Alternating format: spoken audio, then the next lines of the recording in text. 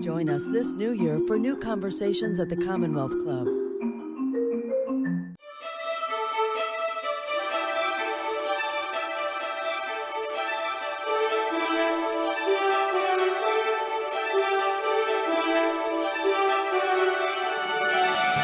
All right, hello everyone, and welcome to today's virtual Commonwealth Club and Creating Citizens program. My name is Kara Platoni, and I'm the U.S. science editor at Wired.com. And it's my pleasure to introduce science writer and best-selling author Mary Roach.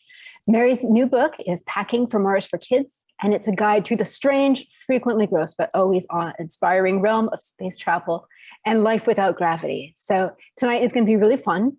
We want to take your questions later in the program, so please submit them in the chat, at the text chat on YouTube. And first of all, welcome, Mary. It's so nice to see you. Oh, thank you so much, Kara. Lovely to see you. All right. So the thing that amazes me about this book is that humanity is just way better at space travel than we should be. Everything that you write tells us that we are really not very well adapted to any environment other than Earth. So your book is kind of this cool story of how some very smart people have solved the problem of getting the human body into space. So I thought we could talk about some of those problems and some of the ways that people have tried to engineer solutions to them. And I think the biggest problem, the one that you start out with, is that we're not very good at floating.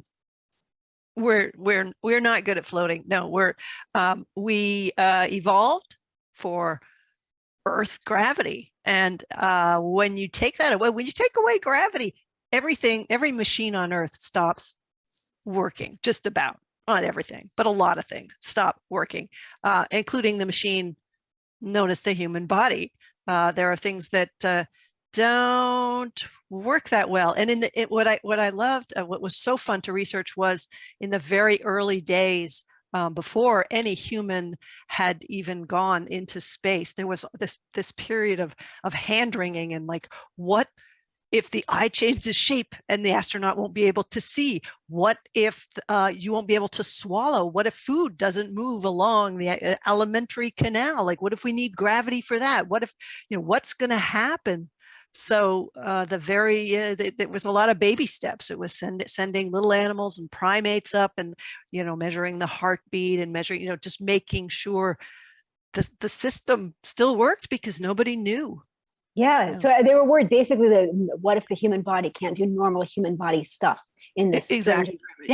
Yeah, exactly. And the things they possibly weren't thinking about, like the fact that when you don't have gravity on your bones and your muscles, you don't have resistance, and you don't have you're not walking with weight. Your body's kind of like, these muscles and bones, I don't really need them anymore. I'm just going to kind of dismantle them. We don't need those anymore. And that's bad. And that was, possibly not something that was anticipated in the beginning. The beginning was like, will people be able to begin to pee? Like there were tests.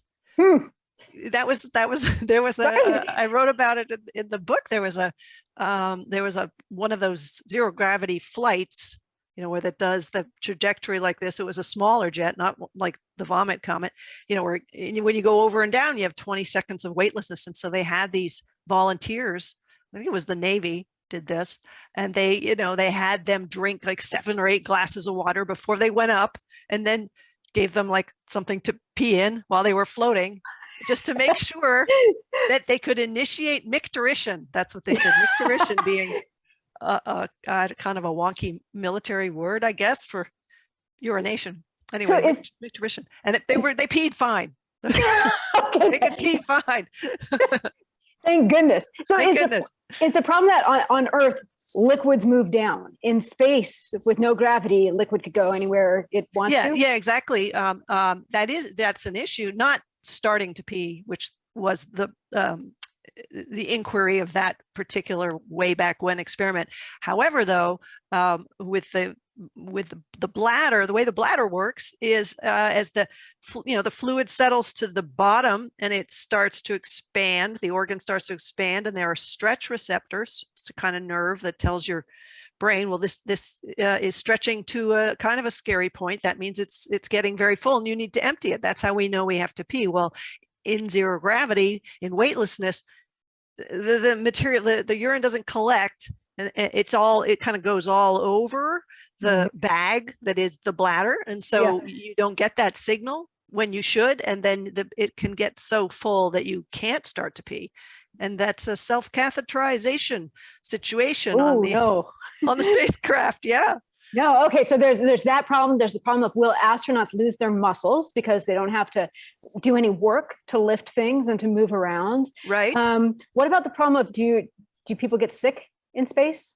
People do. Yes, people get space motion sickness is a real problem, because inside the ear, the way that we know if we're standing up or lying down or what we're doing, how we're oriented in space, we need gravity, because what happens is these little concretions, these little basically minerals, little rocks in the inner ear, those move around kind of like in a pinball machine. I mean, they're whichever way you have turn your head, they're landing on these little bristles, and that tells your brain, oh, you're lying down, or what position you're in. So in zero gravity, those are just floating in there. So you move your head suddenly and they're like ping, ping, ping, ping. So they're telling your brain, you just stood up and lay down and stood up and lay down and but your eyes are going, no, you didn't. You just turned your head. And so your brain responds just by throwing its hands in the air and making you nauseous. So that the first few days of a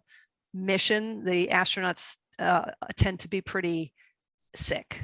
And in the early, Gemini and Apollo, nobody wanted to admit that. It was thought of like you weren't a real man if you were sick. So they didn't talk about it at all. And this poor guy, Rusty Schweickart, an Apollo astronaut who got very sick, and probably not that much more sick than any other Apollo astronaut, but there was a concern he was going to throw up in his space helmet on a spacewalk. He was going to be in the airlock, I think it was, testing, or no, is he going to, anyway, I forget. And he was going to be testing the life support system, and it was an important thing that he had to do. And he was really nauseous, and he was afraid they're going to call off the entire thing because he was barfing. And and that would have been that's a dangerous thing in a space helmet. Yeah. If you were to barf, the barf would kind of just float there. It could get in your eyes, and there's stomach acid in barf because it's coming out of the stomach, so that could sting, and that could kind of temporarily blind you, as could the barf sticking to the visor.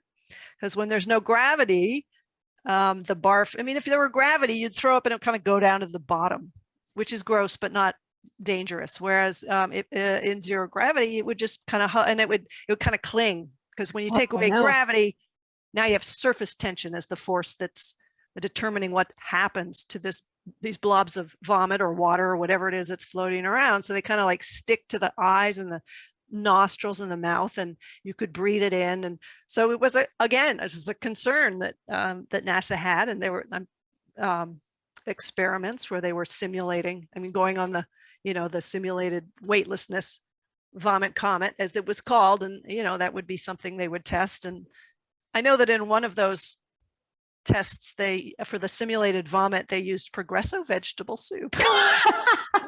Okay, so astronauts have to practice being in zero gravity or something like zero gravity, and they have to practice doing all of this normal life stuff, like how do you use the bathroom, how do you deal with not getting sick, right? So tell us a little bit about tell us about the vomit comet. What in the world is the vomit? Yeah. The vomit comet. Well, the vomit comet has been retired since I did the book, but there are still there's a company that does it now called Zero Gravity Corps.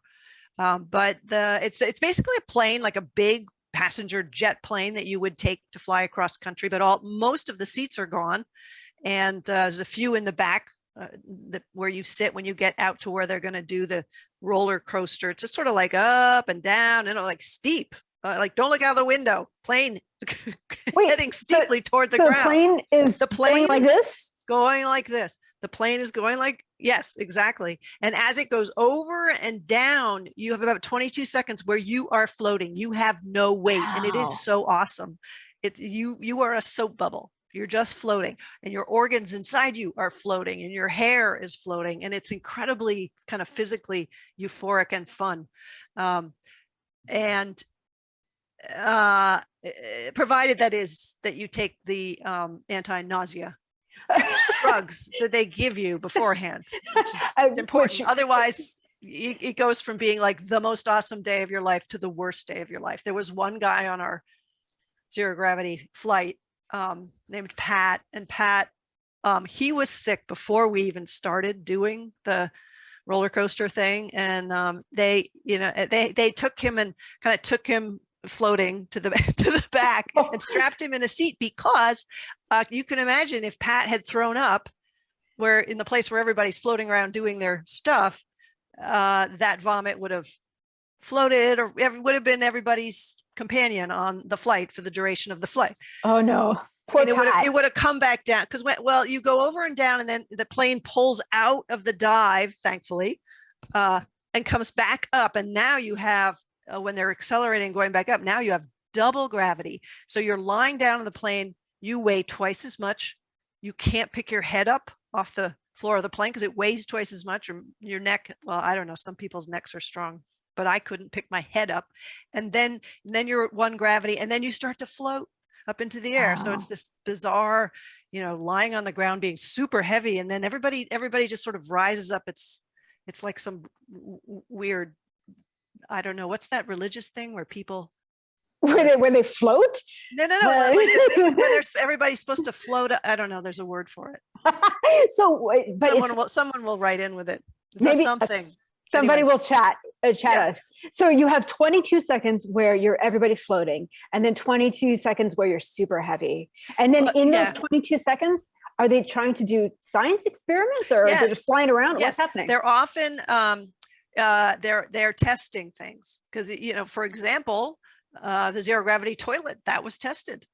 They hauled it onto one of these big planes.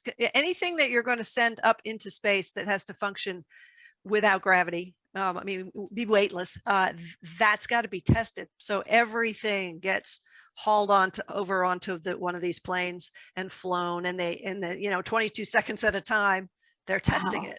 Wow. Yeah. And then so everybody has 22 seconds to do the first part of the experiment, then they got to stop. And then they got to like lie there and be heavy. And then because it goes like 2 gravity and then 1 gravity, it's gradual. So you're like, you feel yourself sort of, part of you sort of comes up, and then you're literally just weightless floating for a while, and then you're gradually, it's not like it drops you. Like, wow. We're going from 2 to 0. It's gradual. It's lovely. It's very nice. Is it like swimming? That's the only thing I can think of to compare it to. I've heard astronauts say that, and it is, that's the closest thing, but it isn't, because it's not like swimming, because when you swim, you feel the water holding you up, and when you move, you feel resistance to the water. You don't have that. You just have no weight, and nothing's you're basically free falling is what it is. You could jump off a very high building and have the same experience, except there'd be more wind and more death. It's a very bad ending. yeah, exactly. Maybe I guess it would be better. You have a little split second of that, like in an elevator or a roller coaster. When you've got a second or so of that. In certain scenarios on Earth, but it's not the same, because it's sort of like lurching, and you feel your insides kind of like shifting, and it's not that pleasant, but it's very pleasant. And that you can, if you want to blow like $6,000, you can experience that. Zero Gravity Corporation, now they're the ones that do this work for NASA. Now the Vomit Comet was retired, and you were never supposed to call it the Vomit Comet. You were supposed to call it the Weightless Wonder. It's not as catchy. No, it kind of makes me vomit.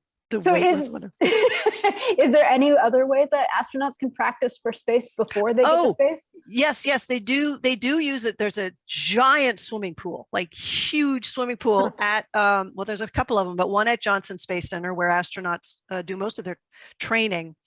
And in this giant swimming pool is submerged pieces, replicas of the International Space Station. So they'll put on a full suit, and they'll get in the water. So they are floating, and it's adjusted so that they are floating in water.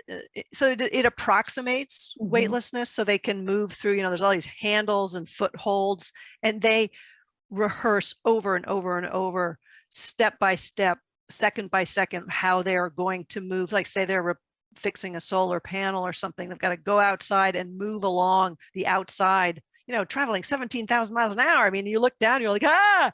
Yeah. So it's something they rehearse over and over, and in this giant pool.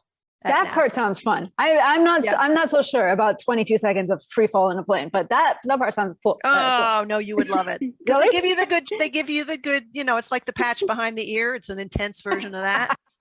Polamine, it's good. Yeah. Oh, okay. So you can take anti-nausea drugs to avoid barfing in your helmet. That's good to know. Yes, so, you okay. can take that. Although the astronauts don't, because that just delays the adaptation to it. They basically have to muscle through it and adapt. Your brain adjusts. Your brain goes, okay, new scenario, new rules. We will figure this out.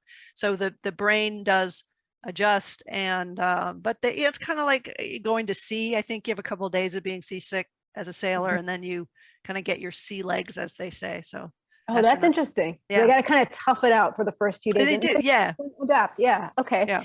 So all right. So another challenge is people have to eat all of the time.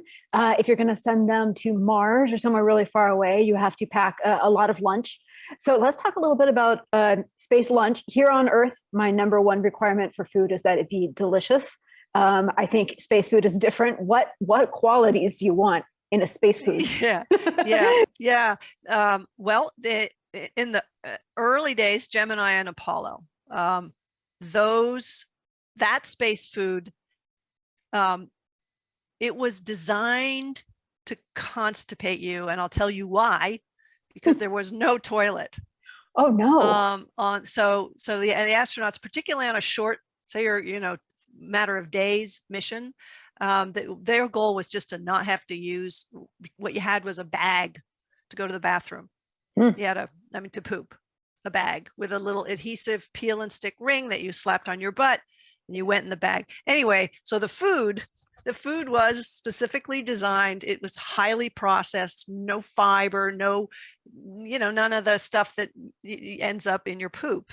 And it wasn't very, highly processed, sterile, pretty bland. And they made it, they didn't want any crumbs, because in space, if you have crumbs, they're going to be floating around. They could get into the equipment. They could, cause problems. And plus it's gross. There's, crumbs floating around in front of you all the time. So they were designed to be just popped in your mouth. They were like little tiny sandwiches. They were called sandwich cubes. And there were bacon cubes. There were everything was a little tiny cube. There were tubes also in the Mercury era that you just sort of squeeze a sloppy Joe into your mouth. But the astronauts hated that, because you couldn't smell or see what you were getting until you squeezed it in your mouth. It's kind of like, what am I going to get? So you don't know. It could be broccoli. It could be cake. You don't know. There'd be, it would say on it what it was, but if it says sloppy Joe, it may or may not have any resemblance at all to a sloppy Joe. It'll be sloppy, but we have a really good question. This is from somebody who's 9 years old, which I think it is related to the sloppy Joe. So they want to know, have you ever tried any space food? And was there anything that you liked or you didn't like? I did try. Yes, they still use those tube foods. Some of the fighter pilots, because they're in the middle of a mission and they have helmets, and you can kind of plug it into the helmet and squeeze it into your mouth. There's sort of a straw that goes through this port, and you squeeze it in. So I did try sloppy Joe, and it kind of just was like a meal of spaghetti sauce but run through pureed.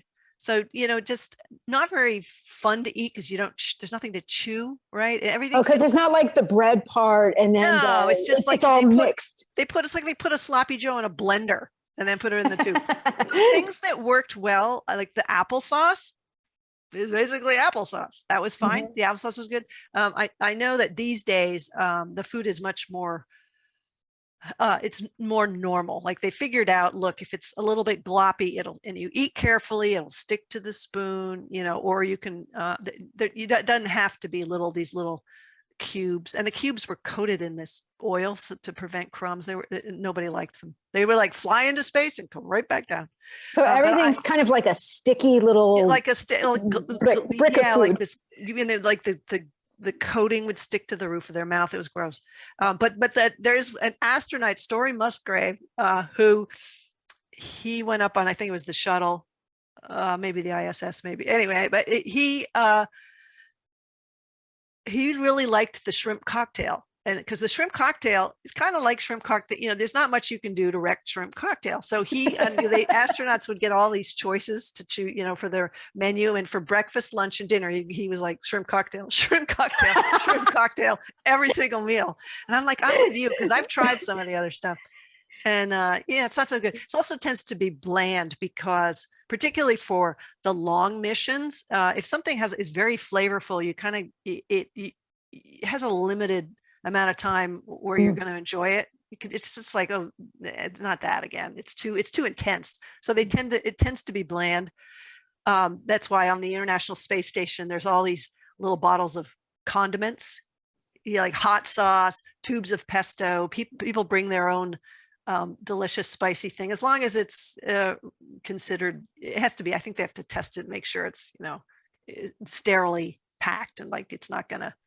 Because they're concerned about, they don't want germs up there. Right. They don't want to bring a strange microbe to space. That's going to and it might mutate, and they might come back down, and cosmic rays might do something to it, and then there'd be a mighty plague and a disaster movie come to life. Yeah. Did you know that NASA is experimenting with growing food on the International Space Station? They grew some chili peppers just this last fall, which was really cool. That is really cool. They've been growing stuff. The Soviets on one of their space stations had Salyut, I think it was, that there's this wonderful story that they were going to grow, just to see how they would grow, onion bulbs. So they sent up onion bulbs, and they were supposed to germinate and see how they grow in weightlessness. And there's the astronaut Lebedev, I think was his name. He wrote this journal, and he said that so we got the onions, and the scientists they would check in every few days. How are the onions going? Did they bloom? We're like, yes, they did. They bloomed. And then they kept asking us these questions, like, how are they doing? He goes, my God, we have to tell you. They sent up some bread and salt, so we ate your onions. Oh no, it's so we had terrible. them with bread and salt. They were delicious. I'm so sorry. It's very bad form to eat somebody else's science experiment. They ate the experiment. Yeah. Oh no, it's terrible. Yeah, but just to have something fresh, something fresh is so it's so enticing. They also talked about, when there was an experimental greenhouse, again, just growing different plants to see how they would grow. This same guy said, we spent all our time just sort of hanging around the greenhouse, tending to them. They were our loves. That's what he said. They were our loves. Oh, that's really sweet. But I have to imagine that they must miss Earth, and they must miss things like, onions. Smells of outdoors, even onions. Yeah. Okay. So we have a good follow-up question on the topic of food. All right. This is from somebody in the audience. They want to know what if you have gas in space? Oh, excellent question. Okay. Well, we have really two different kinds of gas. So I'm going to start with the kind of gas that you get with carbonation, because this was in space. There was a lot of effort put into, can we have a Coke machine on the International Space Station, I think it was, or the shuttle, I forget. So the Coca-Cola company, I believe it was Coke, not Pepsi, they spent a lot of time figuring, they're like, okay, I think we've done it, because it's a problem, because with carbonation is little bubbles, when the bubbles are lighter and they float up to the top. And there's that wonderful fizzy kind of action that you have, and you drink it and it's lovely. But what happens, in space, the bubbles don't rise to the top, and then there'd be, it was sort of a frothy mess, but they did sort of figure out how to make it drinkable. But then what happened is the gas in the stomach, normally when you drink carbonated beverages, the gas rises to the top of your stomach, and, expands and you belch it out. But when it everything weighs the same, that gas doesn't rise to the top. It's kind of just all over. So you are bloated. You get that bloated feeling, but you can't burp. Oh Or if no. you do burp, water comes out with it, and it's gross. So the astronauts are like, we feel bloated and we can't burp. And so this was a big failure. Oh, so no soda in So space. no soda, no beer. Oh. The beer was going to be an issue anyway, but no soda pop in space. So that's one issue with gas. The other, that's the stomach gas. You also intestinal gas. Intestinal gas was something that NASA was concerned about, particularly with a small sealed capsule, because of course the space capsule has to be very well sealed. Because otherwise you're in trouble in the vacuum of space. So it's a sealed space, small space, two people, two adult males. And if there was a concern because flatus, the gas in your intestine, is mostly, and the main component is hydrogen. There's also methane. Both of those are flammable. And if they hit the right concentration, then a spark could ignite and cause a fire. And NASA was very worried about that, particularly after the fire on Apollo 1. So they actually had a flatulence consultant on retainer. I would love to know how somebody gets that job. Yeah, Michael Levitt. I spent some time with him. He's related to Stephen Levitt, is it? The guy who does the, what's the economy? Oh, right. Freakonomics. Freakonomics. Thank you. They're related. Cousins, maybe? Anyway. So he was for many years the flatulence consultant for NASA. Wow. Okay. Very quickly they determined that he was not going to reach dangerous levels. However, it could smell pretty badly, so they wouldn't send up foods that tended to produce a lot of gas or a lot of stink. So. Well, that sounds smart, right? Yes, I mean, it's a lot of people in a small space. Yeah, in a small space. So going to the bathroom is really hard, and it sounds like it's pretty unpleasant.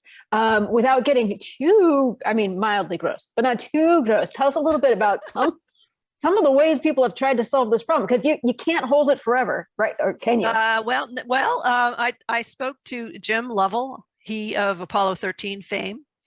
I called him because I was interested in Gemini 7, which was a restricted hygiene. It was a human body, what is going to happen to the body without a shower for 2 weeks, pooping in a bag? How is this going to go? And he said that he really thought he could make the entire time without using the fecal bag. But at like day 6, he's like, Frank Borman, the other guy in the space capital facility, like, Frank, this is it. No. Pass me the bag. Oh, so do they actually have a toilet now? Now they have toilets. Yes, in the Gemini and Apollo, there wasn't room for a toilet. It was a very small space, trying to keep things light. It's little weight as possible. It's the lighter it is, the easier it is to launch it. No room for a toilet. But once there was, the space station, the space shuttle, those had toilets, but not the kind of toilet like we have, like no water coming down and flushing things away. That requires gravity. Water without gravity just is blobs, kind of interesting to look at, but not helpful if you want to flush away what you just contributed to the toilet. That, by the way, is a NASA term, contributions. The contributions. Yes. Yes. I have to go to the bathroom to make my contribution. My contribution. Yes, the contribution. So the whole process, the whole mechanism had to be rethought. So the engineers, the waste management system engineers at NASA are heroes to my mind, because the fecal bag thing was a morale buster. It was awful. The space capsule smelled like a porta potty. There's a point in the mission transcript for, I forget which Apollo mission, where they're talking about, we're going to have to, power down the such and such M3, and then whose is that? Get me a napkin. Jesus Christ, there's a turd floating in the air. It's actually and I know this because I did a Control F search of the word turd for the entire 1,000-word document. So anyway, those guys who came up with this system, it was a pretty heroic thing, and they have a little mission badge that says "proud to be of service," and I think those toilet engineers have every reason to be proud, because they totally rethought it. It's not water, it's airflow that is kind of entraining the contribution, kind of like a vacuum. It's more like, it's like a shop vac. It's airflow. It's not suction, but yeah, like vacuum, but not, you're not, they explain this to me, the difference between suction and airflow. Anyway, it's air coming through the little hole up near the top, and you got to be careful as you sit down that you don't, you dock with it in a way that you're not going to plug up the holes. You are kind of just docking, and you have to like hold yourself to it, because you can't sit on the toilet. You're sort of hovering above it. So you got to like hold yourself to it and hit it at the right angle. And it's not that easy. And it's tricky enough that down at Johnson Space Center, they had, I don't know if it's still there, but they had something called a positional trainer, which was a toilet with a video camera in the bowl facing up. Oh, no. Closed circuit TV. So you are sitting on there and looking at the view of your butthole, so that you're like, so that you can get your angle right. You're not too far back. You're not off to the side, that you're going to, because it's a much smaller hole than an earth toilet. Nope. I'm just not doing it. Nope. And they're like, and I said, I want to try it out. And, they're like, okay, we'll leave the room. You can, turn on the light in the toilet bowl, and you'll be able to see yourself, and you'll be able to experience the positional trainer. And then as they're leaving, they're like, Mary, you do understand this is not a working toilet. Because he said it's happened before that somebody's actually crapped on the camera. Oh, yeah, that's as bad as eating somebody else's space onions. You don't want to. Yeah, I know you don't want to do that. We have some really good questions coming in. I'm excited about these questions. So, okay, so we already know that water is a problem in space for using the toilet. Somebody wants to know then, how do astronauts shower in space? This is a question from a 9-year-old. Oh, great question. Great question. There were efforts to make a space shower.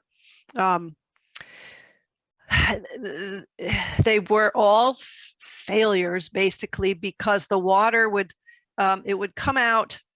Well, first of all, it had to come out just right. If it came out slowly, kind of just like form a big blob.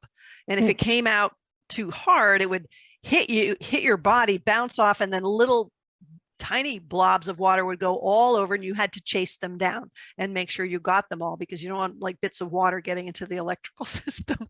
So that didn't work well. They tried to do this sort of tube where the water, like it would wash you, and dry you inside this tube, and it didn't wet you very well, wash you very well, or dry you. It just didn't work at all. There's that guy Lebedev, the one who wrote that memoir about being on Salyut, the space station. He said they had a shower, but the blobs of water would stick to your eyes and your nostrils, and so he said they would wear a snorkel mask. And he said, you cannot imagine how strange it is to see a naked man floating across the room to the shower wearing a snorkel mask. Which is an image that stayed with me. So the answer to the question is, they don't shower. They use wet wipes. Kind of, yeah, and some dry shampoo, that kind of stuff that I never understood. That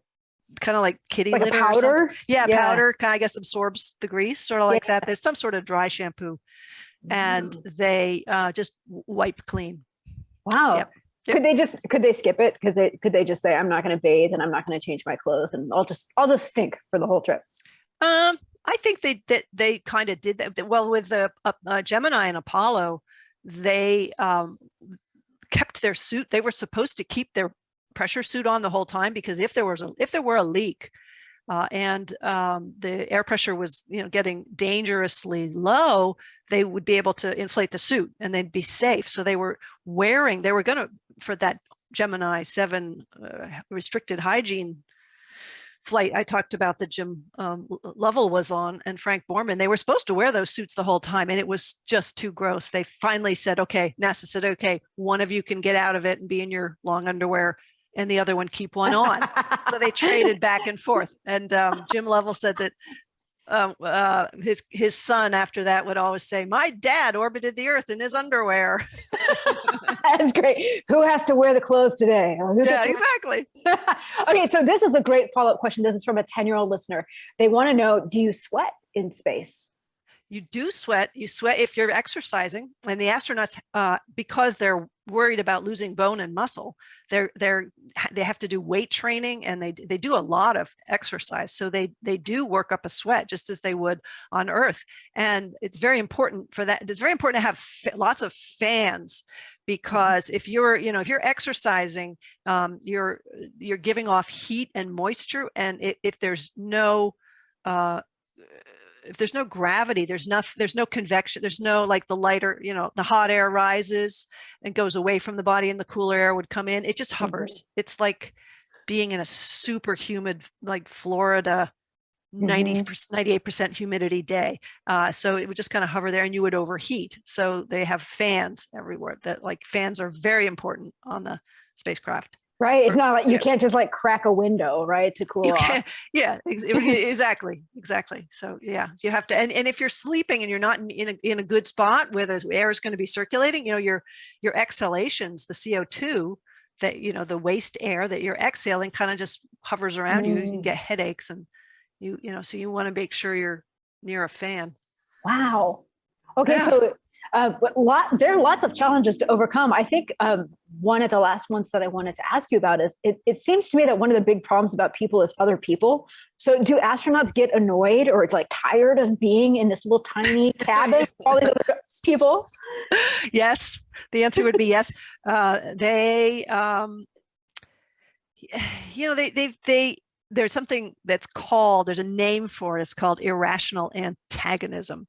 And you don't have to be in space. You can be in an Antarctic camp where you're just stuck together, because if you went out into the wilderness, you'd freeze and die. So you're stuck together in a cabin, and a spacecraft, a small ship, anything like that. There's this, I forget the timeline of it, it's in the book, but after a certain number of days, like, the things that you used to find charming about your roommate suddenly just begin to really bug you, like the way that they eat, or the sound they make with their mouth, or the way they store their shoe, whatever it is, just begins to drive you crazy.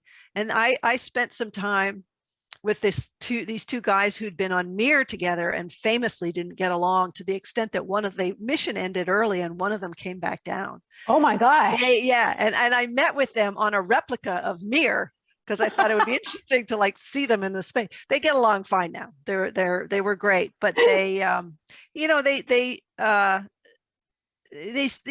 said it was mission, the people on the ground that were more annoying to them. And that's something that they call that redirection, I think, where you're really annoyed with someone, but you depend on that person for your safety. So you don't take it out on them, you take it out on mission control. Oh no. So there's all these instances in the mission transcripts where people are really grumpy with the folks down at NASA, at mission control. Like, I can't go get that because it's over there in the next, do you not know where that's stored? This is really difficult, that kind of thing. Yeah. Yeah, but one thing NASA does pretty well is choose the right kind of person, somebody who's very easygoing, who's very patient, who has a good sense of humor. That's critical. You can't be an irritable, short-tempered, nasty, grumpy person. Yeah. You're not going to get chosen. Like, I applied to be in a simulated Mars mission in Moscow. I wanted to do that. Why? Don't ask me why. I thought it'd be good for the book. But so I applied, and they said, I made the first cut, and they said, well, we'll be calling you soon for an interview. It was the European Space Agency, and they said, we'll be calling you soon. So a few weeks later, the phone rings at 3 a.m, And I like staggered to the hall, like downstairs to get this was, I think we didn't have cell phones then. I got out of bed and I'm like, hello. I guess you don't know that I'm on the West Coast of the United States. And they're like, okay, yeah, you failed the test. So that was the test. Oh, it's to see if you get angry. You'd be really grumpy. How do you deal with somebody calling you at 3 a.m? Wow. And for me, the answer is not very well. Wow. I would not make it as an astronaut.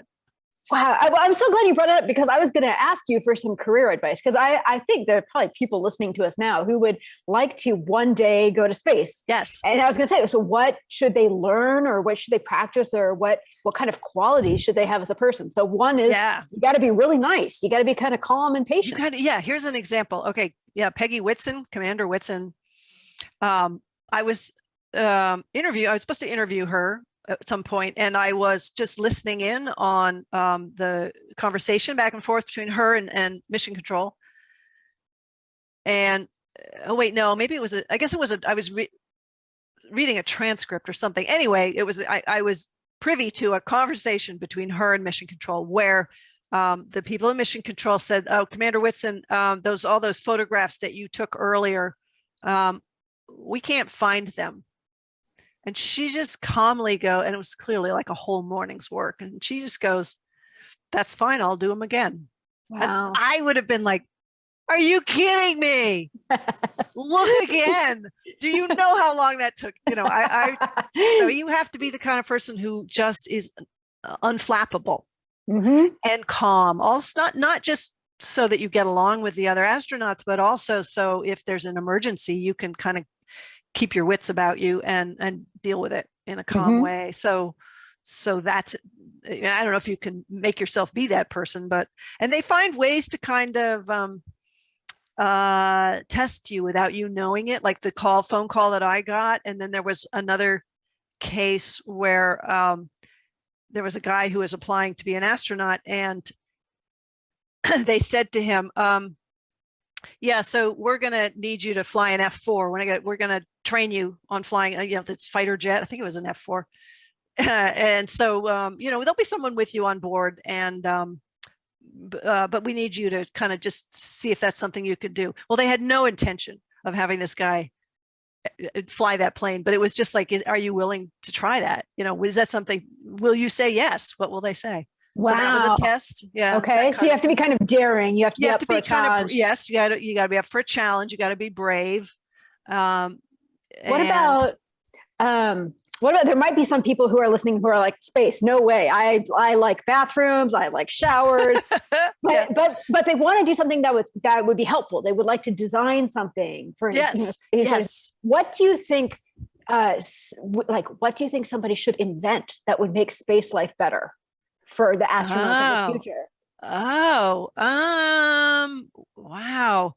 A lot of the things that have been invented on Earth have made life a lot better, like a Kindle, because you are limited to, you have a little personal bag and it's limited by weight. So, you can't bring a lot of books. So music, an iPod and a Kindle, those are huge for, in terms of making life better and more interesting. Stuff to make people like feel connected and be less bored, maybe. Well, yeah, right. One astronaut brought us a karaoke machine, which could have gone well or really badly. Karaoke machine. Oh no, I don't think I would want to be trapped with somebody with a karaoke machine. It depends on how well they can sing. Yes, right? Exactly. And what songs are on the playlist? Yeah, exactly. Do they have good taste? All right. We are getting so many questions that are coming in. So I'm gonna start asking you some of those. Okay. So this is a question from a 10-year-old listener who wants to know, what is the coolest thing about space? Well, I haven't been there, so I'm just guessing. Well, first of all, weightlessness is really incredibly cool. I was so surprised that sometimes astronauts they'd be like, "Yeah, it's so annoying. You put something down and it floats away. I just want to be able to put something down." I'm like, "Yeah, but you're flying. You're like Superman. You are literally flying through the air. Don't complain." yeah, they're like complaining that might, yeah, also your hands float up while you're sleeping and hit you and wake you up. So that's something to invent, some kind of hand Velcro. Like a glove. Well, yeah, like so you don't hit yourself in the face. Yeah. Wait, what was the question again? The last one was. Oh, that was the coolest thing about space. Oh. I think I'm guessing. Well, for me, flying is my answer. But I think it'd be unbelievably cool to see Earth as this giant ball. To see that in person would be unbelievable. Yeah. All right. Somebody wants to know: is there a story or a chapter that you wish you could have included in the book, but you didn't get to report? Well, there's things that I tried to do. I for the restricted bathing chapter, I asked NASA. I contacted the public affairs office and I said, when the space shuttle was still flying, I said, so when this shuttle, because the shuttle's not that big, it's not like the space station. There's a lot of bodies in there for a significant period of time without a shower. And I said, can I be there when you open the door to smell the space shuttle? And they're like, no, you absolutely cannot. Go away. Please go away. So that kind of thing I wanted to do. Well, I would have absolutely loved to fly on the space shuttle, but that you can't as a private citizen. You can't unless I guess you could pay a ton of money. They had a couple of space tourists back then, but that would have been the ultimate. That would have been amazing. And there was, or in the 80s, in the early 80s, there was a journalist in space program. And an editor of mine had made it to the semifinals, I think, for that. And that would have been so cool if that kept going. I would have loved to do that. Yeah. That would have been awesome. All right. Here's another question. Somebody wants to know, why did you decide to write an adaptation of your book for kids, and how different was the writing process for this version compared to the adult version? Sure. Yeah. It was more that my publisher, W.W. Norton, they didn't used to have a young readers division, and now they do. And they said to me, oh, well, we're going to adapt Packing Forest because, it's an interesting topic for young readers, space, that is, and all the stuff we've been talking about. And they were going to just have, hire somebody to do that process. I'm like, no, my name is on there. I want to do it. My agent was kind of like, really, you want to do that? I'm like, yes, I do. Because to me, it was a fun challenge. First of all, you just sort of take half of it out completely, and then you do have to rework it, but not as much as you'd think. Because it's kids are smarter than you may think. 10. I'm aiming for about 10 years old, and 10-year-olds are pretty on the ball. They know what's going on. So it was a matter maybe of just some of the language was making it a little bit simpler, but not dumbing anything down. Just kind of making it clearer and not cramming too much into one sentence. So. But all the, but the content is the same, really, in those sections that I included. Really, I'm not writing for an audience that's too far removed from a 10-year-old. I guess maybe I'm kind of a 10-year-old at heart. Okay, so somebody wants to know, who was your favorite astronaut to interview? And they also want to know, if you could interview anybody who has something to do with space science, who would that be? Oh, gosh. Well, I would have loved to talk to Michael Collins because he was alive at the time I was working on the book, but they've done so many interviews, like Neil Armstrong and Mike Collins. It's pretty hard to get them to talk, but I wish that I would have loved to speak to him, because he wrote beautifully. His book was really beautiful. And for people who don't know this, he was the one who stayed in the module orbiting while Buzz Aldrin and Neil Armstrong went down to the surface of the moon. So he went around to the dark side of the moon by himself. Just what a thing, wow. and to be the guy who's there and almost on the moon, but not there. He's a lovely writer. I would have liked to speak to him. who was my favorite astronaut to talk to? You know what? It was the cosmonauts in outside Moscow. Well, in Moscow, there were two cosmonauts that I ended up speaking to, and they were fun. They answered the kinds of questions American astronauts maybe wouldn't have answered. They were, it was fun. We were drinking whiskey at 10 in the morning in the office of the director of the Museum of Cosmonautics. You have your whiskey at 10 a.m. with your shrimp cocktail in a toothpaste tube. Yeah. But it was fun to talk to Jim Lovell. I mean, he was an Apollo astronaut, and that was exciting to speak to him. And he's a lovely guy with a great sense of humor. Yeah. Okay, so I was thinking, after having read your book, I was thinking, if I was going to go to space, what would I do to make my life easier? And I decided the answer is absolutely you have to shave your head. That's just one less thing to wash, right? Oh, yeah. But I just because I've got really flat, straight hair. I love the way, like your hair looks all thick and luxuriant. It's like glowing. I would not cut my hair. No. Is there anything that you would want to do, or that you would want to take along to make life in space nicer for you if you were going to go? I would want to bring things that have color, almost like maybe one of those paint books, those that shows all the paint chips, because there's so little color on a space. Out the window there's no color, and on the spacecraft everything is metal and gray and white, and it just seems, and also some nice smells. Some of the cosmonauts, those two cosmonauts, talked about it, how it smells of paint and rubber. It's horrible. And women, they would get bags of mail, and women would send perfumed letters, and we said we loved those letters. Wow. Yeah, wow. The smell of perfume. That's very sweet. Do you have any idea about like where you would want to go if you got to go? Oh, I would love to go to the moon. Absolutely. I would love to go. Mars is just too much time getting there. It's just too long a journey. I'm too impatient and grumpy, and I mean, it'd be amazing to be on Mars, but I'll take the moon. The moon would be amazing. It's it's a week there and back, right? It's not a huge time investment. Sounds like a long time. I mean, a week in a car would be hard. You're not spending a week on the moon, But they're going to build I think we're on track to build a habitat there. I mean, some kind of permanent presence, and that'd be very cool to visit. Yeah. I would love to. Yeah. Sorry, Mary, I didn't mean to interrupt. I was just going to say, for people listening, we have a few minutes left. If anybody wants to sneak in any last questions.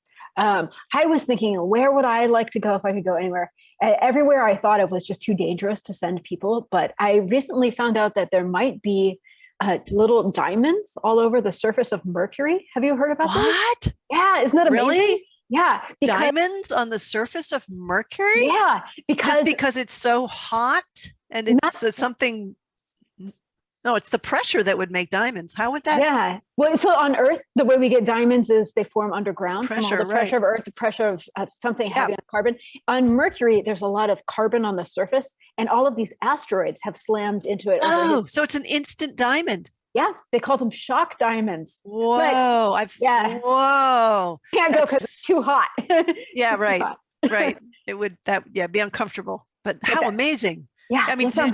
So they're probably all over the surface? Yes, I think they're quite small. Like we haven't observed them yet. We've kind of just predicted that they could be there. So that sounds cool. And then I recently found out that Saturn has like auroras, the way we have aurora borealis on Earth, the northern lights. Turns out Saturn has them too. How beautiful would that be? That'd be incredible. Yeah. Okay. Well, you were thinking just and if you could go anywhere, anywhere.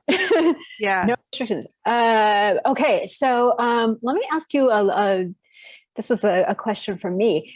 So it sounds like going to space takes a lot of work. It asks a lot of astronauts. They have a lot of restrictions on things. Why do you think that people still do it anyway? What is it about space that makes us want to do this thing that is so hard? I think it's similar and a very similar.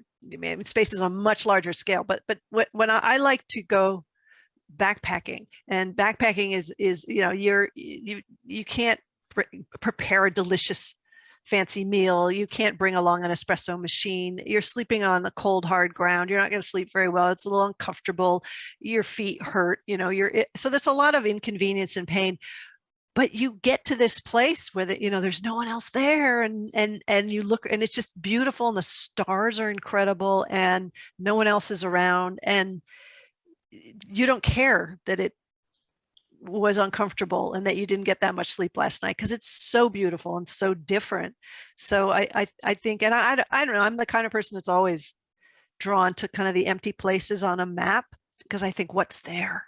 You know, there's nothing there. I want to be there. And I guess that's just part of human nature for some of us anyway, that urge to explore and to go somewhere that nobody's been before, to see what's there. What is it like? What will happen? It's the unknown. Yeah. Yeah.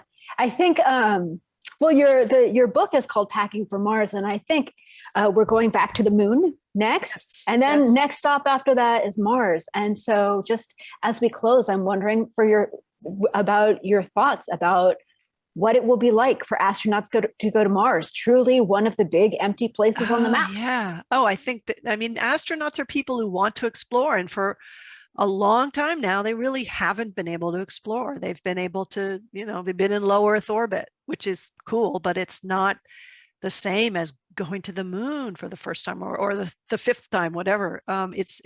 So to be able to explore, that's what they train for and that's what they live for. And I think there'll be plenty of volunteers. And I think, you know, even for a one way, like, you know, you have a habitat there. And the idea is that the astronaut, I don't know if NASA would do this, but you hear a lot of talk about that you just be sort of emigrating. You're like, I'm going to go and I'm going to live the rest of my days on Mars. I'm not going to come back. And there's plenty of people who do that. Valentina Tereshkova, the first woman in space, she said, I'm ready to go right now. This was a while back. I don't know how she is doing these days, but I think everybody would be like, I'll do it.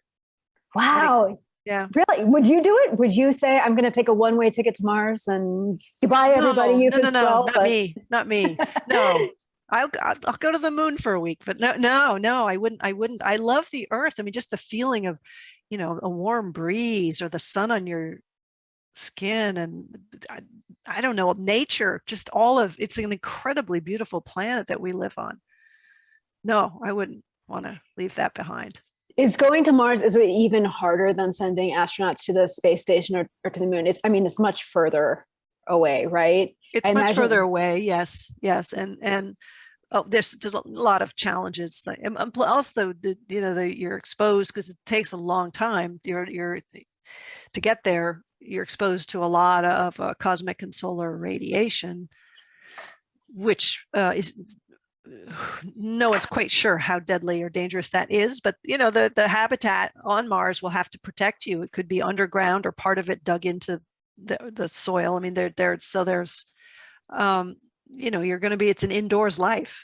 Yeah, those are some really interesting problems to solve. Protecting astronauts from this new harsh environment, finding places for them to live long term. They can't pack enough lunch, so they're going to have to learn how to grow. They're going to have to grow foods, and they're going to have to recycle their urine, that kind of thing. You know, there's all. You're not going to bring enough water, you know, but they have that. I mean, they have got that rig right now. They've had press conferences where they're like, you tell me the difference. This is tap water and this is recycled urine. You tell me. Oh no, Well, I processed my own urine. I didn't go so far as to drink somebody else's processed urine. Did you really? I did. And how was it? It was a different method, so it was very sweet. You know, they'd done, I forget, some osmosis kind of deal, and it didn't taste like tap water. It just wow. It was kind of like that horrible bug juice you get in the cafeteria, super sweet, but not like pee-pee. Didn't have that. Not urine-y. Not that bad, really. Well, I'm glad you have brought the interview back around to where we started with, which is the problem of peeing in space. And so I wanted to say thank you so much to Mary Roach, the author of Packing for Mars for Kids, Mary's new book is available at your bookstore, your local bookstore. For more information on the Commonwealth Club and all of the upcoming events, you can check out commonwealthclub.org. Mary, it's been a treat to talk to you. Thank you so much. Oh, thank you, Kara. It's always fun to talk to you. And the Commonwealth Club is just lovely for hosting me. Thank you, Commonwealth Club. And thank you, everybody, for all of your great questions. Yes, they were great. They're wonderful. I'm Kara Platoni. Thanks to everybody, and take care.